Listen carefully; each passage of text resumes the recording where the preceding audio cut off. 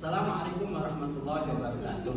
Waalaikumsalam warahmatullahi wabarakatuh. Perkenalkan, saya Dr. Andes Muktafil MPD, dosen STID Pembangunan Tanjung Pinang. Saya diamanahkan untuk mengampu mata kuliah Bahasa Indonesia dan Agama. Dan tujuan pembelajaran Bahasa Indonesia adalah bagaimana mahasiswa mampu untuk menggunakan bahasa Indonesia dengan baik dan benar, baik untuk berbahasa maupun menulis. Nah, di antaranya tentunya adalah menulis karya ilmiah sesuai dengan standar. Dan alhamdulillah untuk pembelajaran saat ini adalah pembelajaran kalimat efektif dan tidak efektif. Untuk itu, mari kita ikuti pembelajaran secara diskusi kelompok yang akan ditampilkan oleh kelompok 5 dengan tema kalimat efektif dan tidak efektif. Mari kita ikuti bersama presentasi dari kelompok 5. Silakan. Baik, assalamualaikum warahmatullahi wabarakatuh. Waalaikumsalam warahmatullahi wabarakatuh. Selamat sore yang saya hormati selaku dosen pengampu Bapak Dr. Andes Muktafil MPD. Terima kasih sudah berkenan hadir. Terima kasih juga kepada teman-teman yang dapat hadir di presentasi kelompok kami. Pada hari ini izinkan kami kelompok 5 akan mempresentasikan hasil kerja kelompok kami yang berjudul kalimat efektif dan kalimat tidak efektif. Latar belakang dari kalimat efektif dan tidak efektif mencerminkan pentingnya komunikasi yang jelas dan efisien dalam menyampaikan pesan. Kalimat efektif biasanya disusun dengan struktur yang tepat, menggunakan kata-kata yang tepat, serta menghindari ambiguitas atau kebingungan bagi pembaca atau pendengar.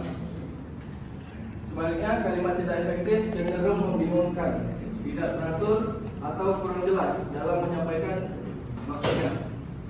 Penekanan pada penggunaan kalimat efektif sangat penting dalam berbagai konteks komunikasi, mulai dari penulisan akademis dan profesional hingga interaksi sehari-hari. Dengan menggunakan kalimat efektif, komunikator dapat memastikan bahwa pesan mereka dipahami dengan jelas dan tanpa kebingungan oleh audiens. Ini ada rumusan masalahnya. Bagaimana membedakan kalimat efektif dan tidak efektif dalam komunikasi, serta apa dampaknya terhadap pemahaman dan respon audiens. Pertanyaan ini akan mengarah pada penelitian tentang kriteria yang digunakan untuk menilai keefektifan sebuah kalimat dalam berbagai konteks komunikasi, serta dampaknya terhadap pemahaman dan tanggapan yang diberikan oleh pendengar atau pembaca.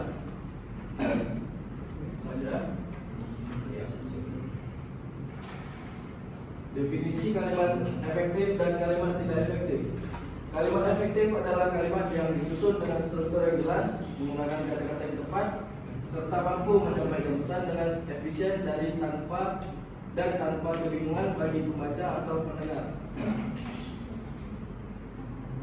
Sedangkan kalimat tidak efektif adalah kalimat yang cenderung membingungkan, tidak teratur, atau kurang jelas dalam menyampaikan maksudnya, sehingga menyulitkan pemahaman dan memperburuk komunikasi. Selanjutnya, ciri-ciri kalimat efektif. Yang pertama ada singkat dan padat. Yang kedua jelas dan tidak ambigu. Yang ketiga menggunakan bahasa yang mudah dipahami. Yang keempat tepat sasaran dan relevan. Yang kelima mengandung informasi yang penting. Dan yang terakhir menggunakan kata-kata yang kuat dan persuasif. Selanjutnya ada contoh kalimat efektif. Produk ini akan membantu Anda meningkatkan efisiensi kerja dengan cepat dan mudah. Dapatkan penawaran spesial hanya hari ini. Kami menjamin kepuasan pelanggan dengan garansi uang kembali. dalam waktu kurang dari 24 jam Anda akan menerima hasil tes Anda. Yang terakhir, bergabunglah dengan komunitas kami dan dapatkan akses eksklusif ke konten premium. Selanjutnya, definisi kalimat tidak efektif. Kalimat tidak efektif adalah kalimat yang tidak jelas, ambigu atau membingungkan. Kalimat seperti ini dapat mengurangi pemahaman dan komunikasi yang efektif. Beberapa contoh kalimat tidak efektif adalah: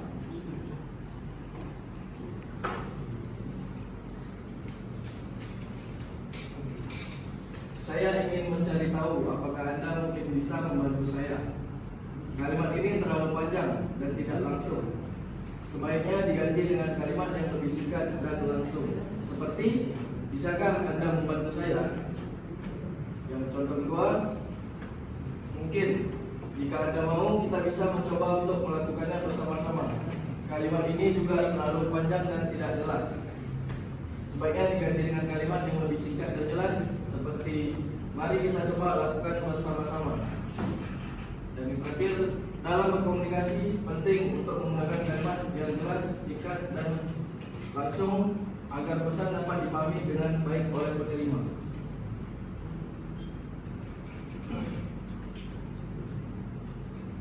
Mengapa kalimat efektif sangat penting? Kalimat efektif sangat penting dalam komunikasi karena dapat menyampaikan pesan dengan jelas dan tepat. Kalimat yang efektif dapat mempengaruhi pemahaman dan respon dari pendengar atau pembaca. Baik, selanjutnya dijelaskan oleh rekan saya, Berlipat. Persilakan. Baiklah, kita lanjut lagi mengenai dari kalimat efektif dan tidak efektif. Di sini adalah contoh kalimat efektif. Saya akan datang ke pertemuan besok pukul 10 pagi. Kedua, kalimat ini mengandung informasi yang jelas tentang waktu dan tempat pertemuan. Yang ketiga, tolong kirimkan laporan tersebut sebelum akhir pekan. Yang keempat, kalimat ini memberikan instruksi yang spesifik tentang kapan laporan harus dikirimkan. Yang kelima, buku ini memberikan panduan praktis untuk mempelajari bahasa Inggris. Dan yang terakhir, kalimat ini menjelaskan manfaat dari buku tersebut dengan jelas. Lalu ada beberapa komponen kalimat tidak efektif. Kalimat panjang, kalimat yang terlalu panjang cenderung sulit dipahami dan membingungkan pembaca. Hindari penggunaan kalimat yang terlalu rumit dan pecahlah kalimat menjadi beberapa kalimat yang lebih pendek dan jelas. Penggunaan kata-kata yang tidak relevan. Penggunaan kata-kata yang tidak relevan atau berlebihan dapat membuat kalimat menjadi tidak efektif. Pastikan setiap kata yang digunakan memiliki makna dan kontribusi yang jelas dalam kalimat.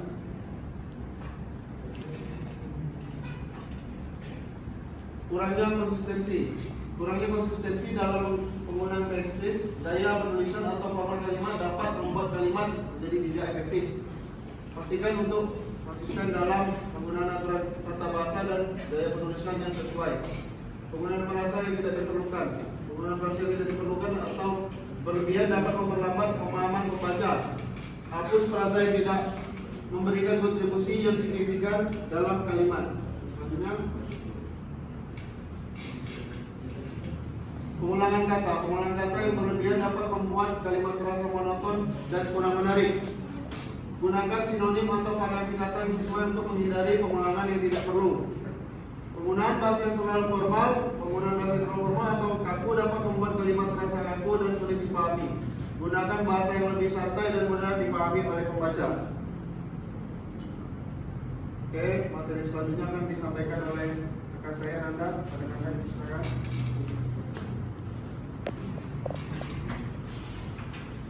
Contoh kalimat tidak efektif. Contoh tata bahasa yang salah. Penggunaan tata bahasa yang tidak benar dapat membuat kalimat tidak efektif dan sulit dipahami. Contohnya, saya suka sekali makanan itu, sedangkan dia tidak suka. Contoh pengulangan kata. Penggunaan pengulangan kata yang berlebihan dapat membuat kalimat terasa tidak efektif dan kurang variatif. Contohnya, dia sangat suka sekali dengan makanan itu. Mengapa kalimat efektif penting? Kalimat efektif dapat menyampaikan pesan dengan jelas dan tepat, menghindari kebingungan dan penafsiran yang salah, meningkatkan komunikasi yang efisien dan produktif. Ciri-ciri kalimat efektif: singkat dan padat, menggunakan kata-kata yang tepat dan spesifik, menghindari ambigu dan penggunaan kata-kata bercanda mengikuti tata bahasa yang benar.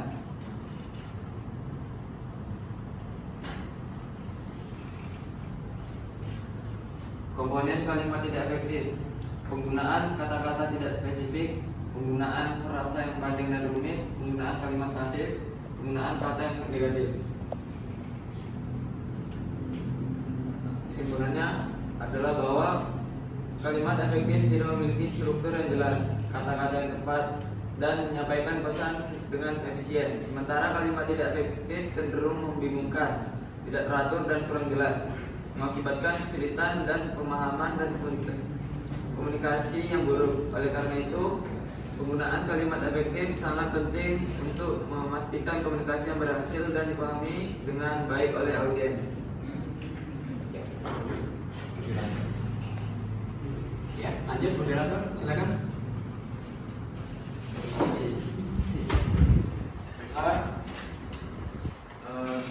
Itulah materi dari presentasi kami. Di sini kami akan membuka pertanyaan bagi para audiens yang ingin bertanya. Silakan angkat tangan dan bukan nama cari pertanyaan. Terima kasih. Ya, silakan. Yang ingin mengajukan pertanyaan.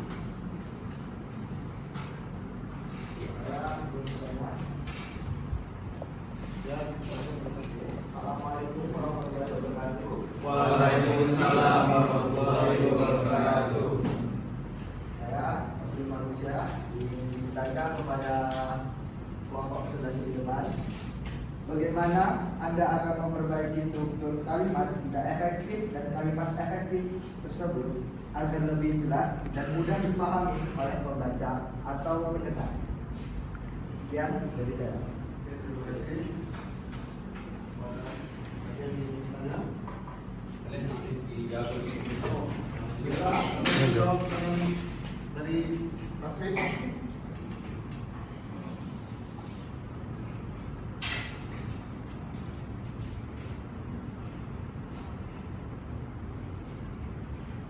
Atau dikumpulkan dulu boleh? Boleh Bapak? Ya, silakan dulu Pak ya. Oke, pertanyaan jawaban dari Tasrik kami tahan. Iya. Kami sampaikan secara. Oke, selanjutnya. Ya, silakan Alwi. Assalamualaikum warahmatullahi wabarakatuh. Waalaikumsalam warahmatullahi wabarakatuh. Perkenalkan, saya Alwi dari kelompok 4. Ingin bertanya, bagaimana penggunaan tanda baca yang benar dapat meningkatkan keefektifan kalimat? Sekian. Terima kasih. Ya, berikutnya. Ya, ada nih. Dari kelompok berapa?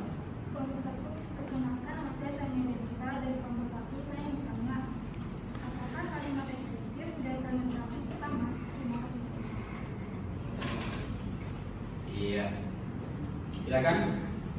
Baik Pak. Untuk menjawab. Terima kasih kepada teman-teman yang sudah bertanya. Selanjutnya kami akan menjawab pertanyaan dari teman-teman. Pertanyaan pertama dari teman kita Taslim akan dijawab oleh rekan saya Reza. Silakan.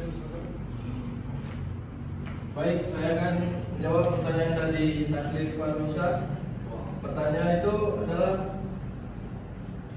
bagaimana Anda memperbaiki struktur kalimat efektif dan kalimat tidak efektif tersebut agar lebih jelas dan mudah dipahami oleh pembaca atau pendengaran. Untuk memperbaiki struktur kalimat agar lebih jelas dan mudah dipahami. 1. Kalimat efektif. Pertahankan kesederhanaan. Gunakan kata-kata yang tepat dan tidak berlebihan. Yang kedua, subjek, jelaskan predikat. Pastikan urutan logis dengan subjek, penjelasan dan predikat yang jelas. Yang kedua, kalimat tidak efektif. Hapus kata yang tidak perlu, kurangi kata-kata berlebihan atau pengulangan. Perbaiki struktur, susun ulang kalimat agar lebih langsung dan to the point. Yang ketiga, gunakan tanda baca dengan benar. Pisahkan ide dengan tanda baca yang tepat untuk memperjelas maksud.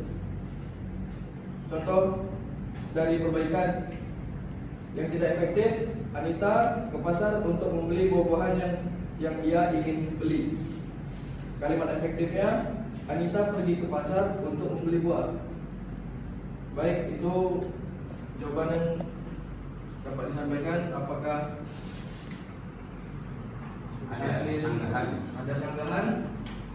Terima kasih, jawabannya sudah cukup jelas dari saya. Iya. Oke, baik, terima kasih untuk Taslim. Oke, selanjutnya saya akan menjawab pertanyaan dari audiens kami. Dengan pertanyaan bagaimana penggunaan tanda baca yang benar dapat meningkatkan keefektifan kalimat. Penggunaan tanda baca yang benar sangat penting dalam menulis karena dapat mempengaruhi pemahaman, penekanan, dan alur kalimat. Berikut ada beberapa cara penggunaan tanda baca keefektifan kalimat. Yang pertama, memisahkan kalimat, tanda titik gunakan untuk memisahkan.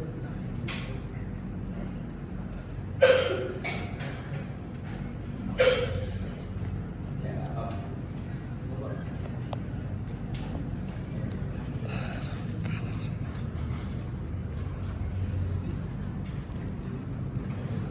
Memisahkan kalimat, memberi jeda, memberi betonan,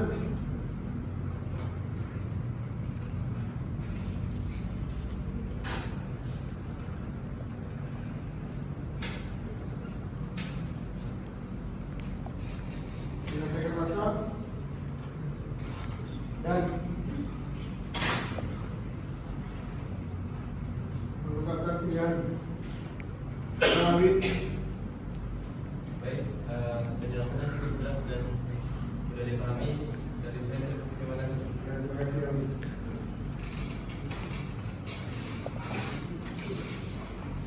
Baik, saya akan jawab pertanyaan dari Sania.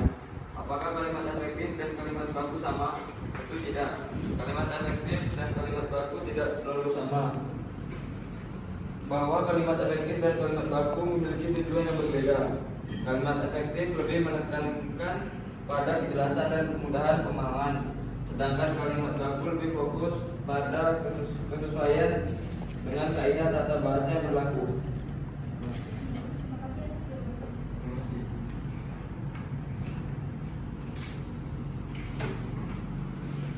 Ya, alhamdulillah.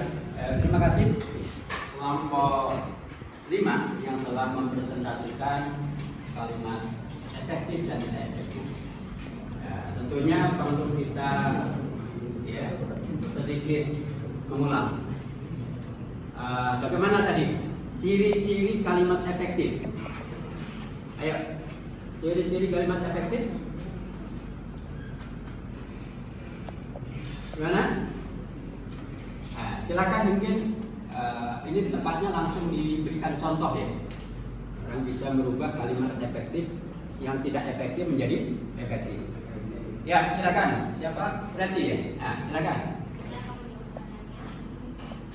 Berdiri. Nah, ya. Kalimat tidak efektif yaitu saya pergi ke pasar untuk membeli sayur-sayuran. Menjadi kalimat efektif, saya pergi ke pasar untuk membeli sayuran. Terima Ya. kasih. Apa di situ? Kenapa tidak efektif? Yang pertama deh. Karena berlebihan ya. Berlebihan. Jadi kalimat efektif itu cukup singkat, padat. Gitu ya? Ya, mungkin contoh yang lain silakan. Saya. Ya. Nah, contoh lain dari kalimat tidak efektif itu dia adalah seorang anak yang pintar dan cerdas dalam belajar dan sering mengerjakan tugas-tugas sekolahnya. Ini tidak efektif. Kalau diubah menjadi kalimat yang efektif akan menjadi dia anak yang pintar dan rajin mengerjakan tugas sekolahnya. Iya. Ya, jadi itu ya. Jadi yang membedakan kalimat efektif dan tidak efektif. Ya. Tentunya ini penting karena nanti kita akan pakai. Ya. Antaranya untuk menulis karya ilmiah di akhir nanti. Maka penguatan untuk menggunakan bahasa efektif dan tidak efektif, ya, terutama dalam situasi resmi, ya, situasi diskusi, ceramah, ya, pidato, kemudian juga tulisan, ya, bentuk tulisan ilmiah itu sangat dipentingkan, ya, dibutuhkan untuk menggunakan kalimat yang efektif.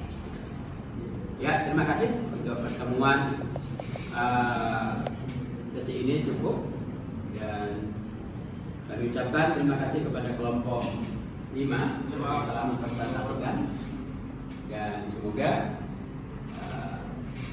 pembelajaran kalimat efektif dan tidak efektif betul-betul bisa kita pakai dalam kehidupan sehari-hari. Terima kasih. Assalamualaikum warahmatullahi wabarakatuh. Waalaikumsalam